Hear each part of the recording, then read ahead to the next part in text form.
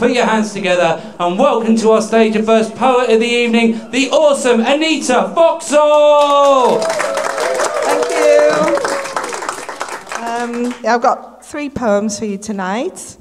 The first one is called We Are Incomplete.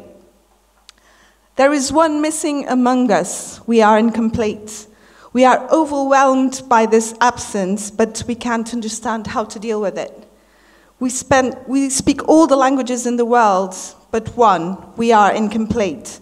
Communication is thus corrupted, misunderstandings pour like rain.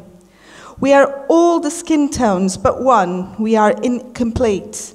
We are a rainbow of hues and beauty, but there is a blank in our palette. We are all the voices in the world, but one, we are incomplete. We are a mellifluous sound, a choir of angels, but silences punctuate our song. We're all the feelings in the world, but one, we are incomplete. We experience all sorts of pain and pleasure, but there is no balance in our souls. We are all flowers, we are all animals, we are all weathers, we are all capitals, we are all countries, we are all the centuries. We are the whole universe, but without you, we are incomplete. Thank you.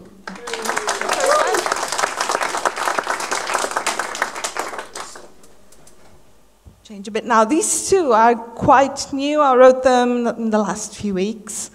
This one I wrote for a friend of mine that I've lost a few years ago.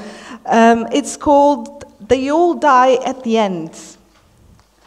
I opened the book at its first page, there, right under the title, in your handwriting, scribbled sneakily, sly, completely unsuspecting, was your signature sentence, my dear friend, and it read, They all die at the end.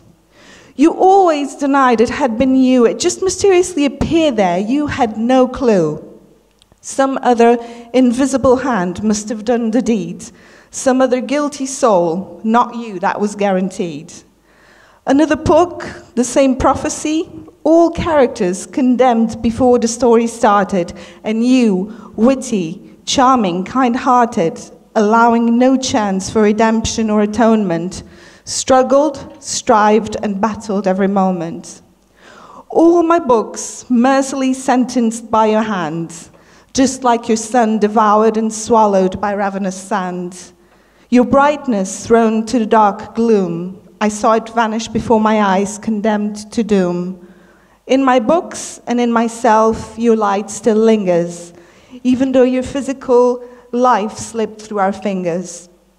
Now, no matter what I choose to believe or pretend, the truth of it all is, they all die at the end. Thank you.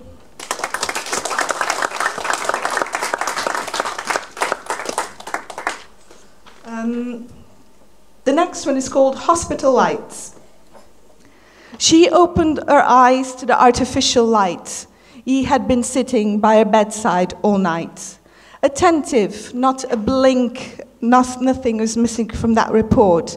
Not a sigh, not a single slight movement fell short. No words, he has a job to complete. No distractions, he remains focused on his seat. Attentive, not a blink, not a sigh, not a movement. His purpose is clear. He will not miss a heartbeat. She just opened her eyes into this artificial room. She doesn't know who he is or why she's been thrown into this gloom.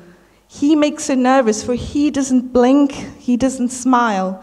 He just records the whole process. He has been doing so for a while. Are you feeling any pain? He asked assertively. She nods, she can't speak, her heart races hurriedly. He writes it on his notes, no judgment, no comments, just facts. All her detailed movements described without a lapse. I have been through the same as you, I know what that pain feels like, he mumbles as he scribbles. She can't hear him, he repeats it louder, for he knows the pain will increase by the hour. He now makes her uncomfortably calm, even though the pain escalates with no qualms. We will give you more painkillers. He writes further, he can't miss any details. His job will have to be completed. His professionalism prevails. He's called to monitor a different patient. He nods, stands up. Someone will come for his replacement. As he gathers his papers and places them on her file, he touches her hand and says, "I will be back shortly. It will only take a while." Thank you. Yeah. And that was it. I'm done.